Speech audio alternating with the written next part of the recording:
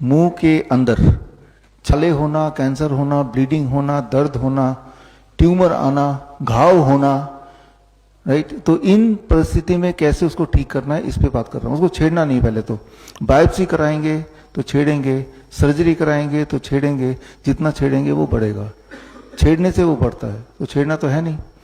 यूं मानिए, एग्जाम्पल दे रहा हूं, घाव है अंदर एक, उससे दर्द करता है, ब्लीडिंग होती है, तो घाव होगा, वो घाव होने के कारण इन्फेक्शन होगा, बैक्टीरिया जमे होंगे, वो घाव को ठीक नहीं होने दे रही है, तो ठीक कैसे करना है। उदाहरण के तौर पे मान लो आपके हाथ में कहीं कट जाता है एक्सीडेंटली, खून निकलता है, आप क्या करते हैं, उसमें कोई डेटॉल वगैरह लगा देते हैं, चलता है वो, है ना, तो आपको लगता है कि आप ठीक हो रहे हैं। तो अगली बार जब कट जाए तो उसकी जगह आप कोई वेजिटेबल जूस, पालक का जूस, चुकंदर का जूस, व्हीट ग्रास का जूस आपने उसमें डाल दिया ताजा, तो आप देखेंगे कि वो घाव बड़ी तेजी से हील होगा और जलेगा भी नहीं। क्योंकि जो वेजिटेबल्स होते हैं उनके अंदर ऐसे पदार्थ होते हैं जो कच्चा होता है, जो आपकी हीलिंग को बड़ी तेजी से बढ़ाता है। इसके उलट कर लेते हैं, मान लो कहीं पे आपके कुछ कट गया चाकू से, ब्लेड से, और आप रोज सुबह शाम दोपहर 3 बार नमक मिर्च तेल डालेंगे, तो कितना समय लगेगा उसको ठीक होने में, कितने दिन लगेंगे। ठीक नहीं होगा, ठीक होता है रात भर में, तो सुबह फिर नमक मिर्च तेल डाल देंगे, फिर नमक मिर्च तेल डालेंगे, तो ठीक कभी नहीं होगा, है ना। तो ये आपको ऑलरेडी पता है कि कहीं घाव है तो नमक मिर्च तेल वहां नहीं आना चाहिए।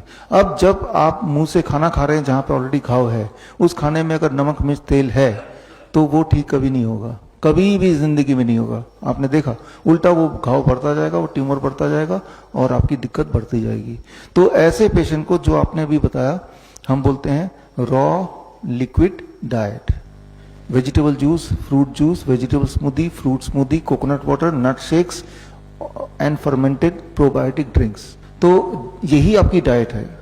लिक्विड क्यों है, चबाते ही दर्द होगा, दर्द का मतलब घाव बढ़ रहा है, चबाएंगे वो हिलेगा धुलेगा, वहां लगेगा कुछ, वो घाव फैलेगा।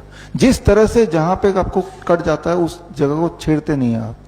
अगर कोई फ्रैक्चर होता है तो उसको वैसे का वैसे ही हाथ रखते हैं, उसको रेस्ट की जरूरत है, मूवमेंट की जरूरत नहीं है, मिनिमाइज्ड मूवमेंट की जरूरत है।